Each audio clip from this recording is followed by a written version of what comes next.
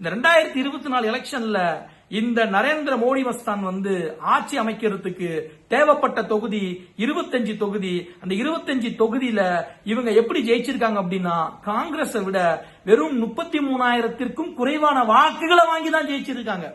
அப்ப அந்த 33,000த்துக்கும் குறைவான வாக்குகள் அந்த 25 தொகுதியில இவங்க எப்படி வாங்கி ஜெயிச்சிருப்பாங்கிறதுக்கு சிறந்த உதாரணத்தை தான் ராகுல் காந்தி அவர்கள் கர்நாடகாவில் இருக்கக்கூடிய பெங்களூர் சென்ட்ரல்ல நாடாளுமன்ற தொகுதியில இருக்கக்கூடிய மாதவபுராங்கிற ஒரு சட்டமன்ற தொகுதியினுடைய லிஸ்ட எவிடன்ஸோட ஆதாரத்தோட தூக்கி அடிச்சிட்டாரு. வெக்கமா இல்ல? கேவலமா இல்ல? நான் என்ன சொல்றேன், உங்களுக்கு எதுக்கு பேரு election commission of India, vote theft commission of இந்தியான்னு வச்சுக்கோங்க, ஆப்டா இருக்கும். இந்த திருட்டுதனம் பண்றதுக்கு நரேந்திர மோடி கும்பல் ஒண்ணு பண்ணிச்சிங்க.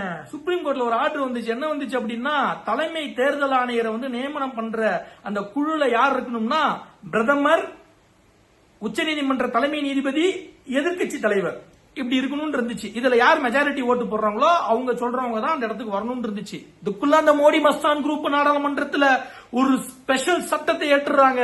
எப்படி தெரியுமா? எப்படி தெரியுமா? கேட்டுக்கோங்க மக்களே. இந்த பாஜகவோட தேசபக்திமானுங்க அப்பெல்லாம் சுத்தினவன் தான் நானும். ஒரு காலத்துல தற்கூரியா சுத்தினவன் தான் நானும். நினைச்சு வெக்கப்படுறேன். கேவலமா இருக்கு, அசிங்கமா இருக்கு, அருவருப்பா இருக்கு. நான் அப்பெல்லாம் இருந்ததை நினைச்சா என்ன பண்றாங்கன்னா, ஒரு சட்டம் ஏற்றுறாங்க. எப்படின்னா, புதிய தேர்தல் ஆணையர், அதாவது புதிய தலைமை தேர்தல் ஆணையரை நியமிக்கிறதுக்கு உச்சநீதிமன்ற தலைமை நீதிபதி எல்லாம் தேவையில்ல.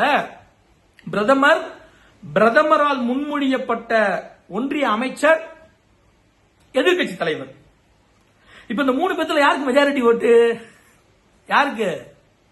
யாருக்கு? மோடிக்கு தானே. அப்ப அவங்க நினைக்கிற ஆட்கள் அழகா கொண்டு உட்கார வச்சிடலாம்.